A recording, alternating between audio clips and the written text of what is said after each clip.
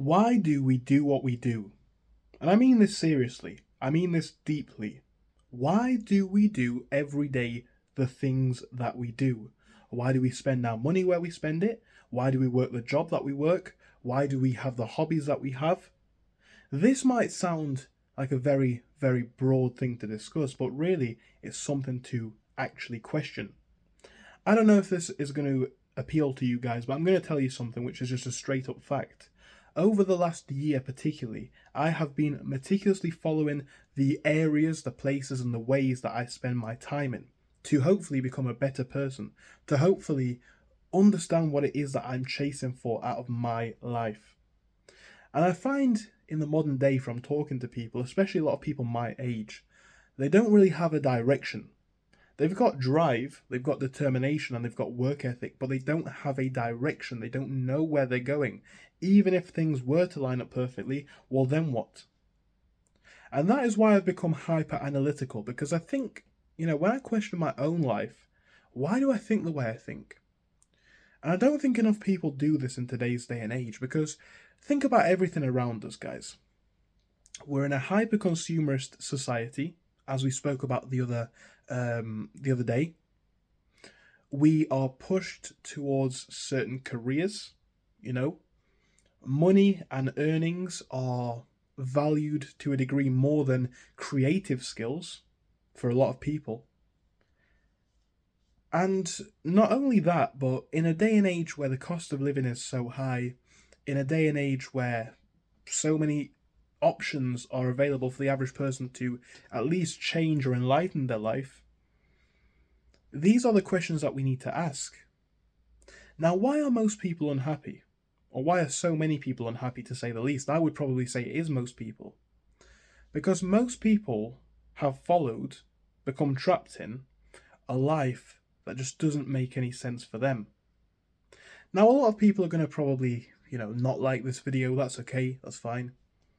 But really think about it. From a young age, you go to school, you're told that you need to get a good job. And then you finally get a good job. I've worked in the past in a few jobs. I was going to say I've worked quite a lot of good jobs, but that's not the case. But you're told that you need to get this good job, right? So you get this job, and then you realize all of your time is gone.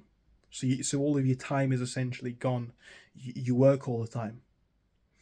And, because you've now got a good job, you should have a good car, and you should have a good house.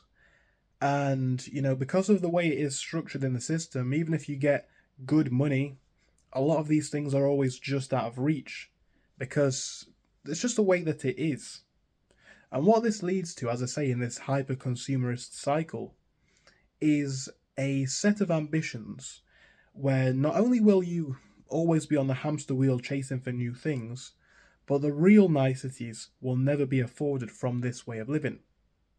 We all know that unless you get a really, really top 1, 2, 3, 4, 5% job, you're never going to have a supercar from a job. Now, maybe that's not what appeals to you, but I'm saying if you're the person who's chasing the money anyway, then a job isn't even the best way to do it, right? So people will say, security, that is true. If you're working to get by, that's fine. But people who are striving for exceptionally luxurious things, you could argue that a job isn't even the best way to do this. But also going back to the main topic here of why we think what we think and why we do what we do, and why most people are so unhappy, right? Because this is really something to discuss here in detail. Nobody maps out the way for themselves. Nobody decides what they want. And this is for a number of reasons. This is for societal pressures. This is for family expectations, because it is true, guys. I don't know if this is going to... I know for a lot of you, these messages do resonate. I know that for a lot of other people, they think I'm just talking nonsense, right? But at the moment, I'm somebody who runs my own businesses full-time, right? That's just what I do. I have about maybe 4 or 5 YouTube channels now. I do eBay selling. I do a number of things, right? So at the moment, I'm able to live relatively okay. But when you tell people that you have no main ambition of getting a career and you want to try doing this by yourself, there is a level of... Some people will be very, very positive about it, And some people will be a lot more like, oh, is that really what you want to do?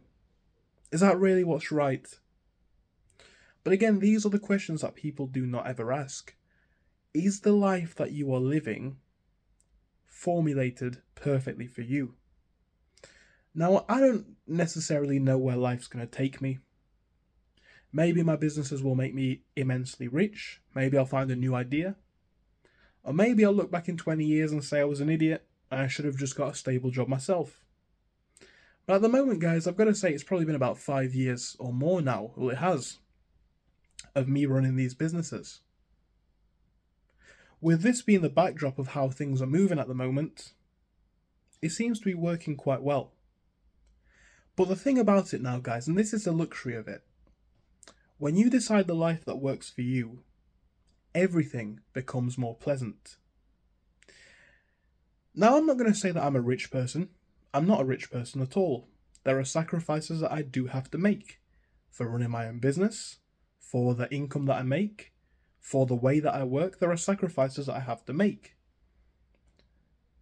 I get all of my free time, but I may have to, or choose to, rent in a cheaper area because it makes more sense, right?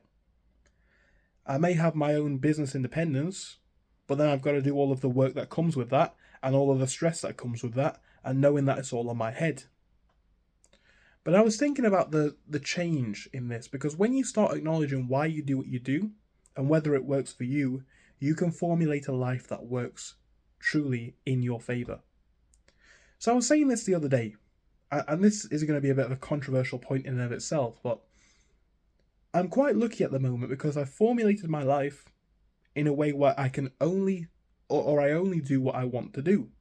I want to run my businesses, so that's what I do. I want to see my family and friends, that's what I do. But at the same time, guys, you know what? I don't even have to see anybody at all that I do not like. I don't have to meet people that I don't like. I don't have to work with people who I don't like. I don't have to be on the bus with people who I don't like, right? And I'm not saying these things in any sort of a way other than this is the reality of deciding on what sort of lifestyle works for you. Because I think this is another thing which makes people unhappy, right? They have to interact with situations, environments, and people that they don't like, that they don't enjoy. But when you optimize your life in a way where, yes, you may have to make some cutbacks, yes, you may have to change the way you do things, yes, you may have to, you can at least decide to work around environments that truly fulfill you. And in a large way, that's exactly what I do at the moment. Everything that I do is by choice. And this lesson all came from deciding what I want out of my journey. Now, I'm going to make a full-on Patreon explainer video on this over the next couple of days, so feel free to come over to the Patreon with a link in the bio. But, yeah, I just wanted to make a quick topic speaking about this, guys. You need to take your life into your own hands. You need to decide what it is that you truly like. Because if you don't, the world will decide for you, and you may not like the decisions it makes. So it's really that simple for tonight's one, guys. Thank you, and goodbye.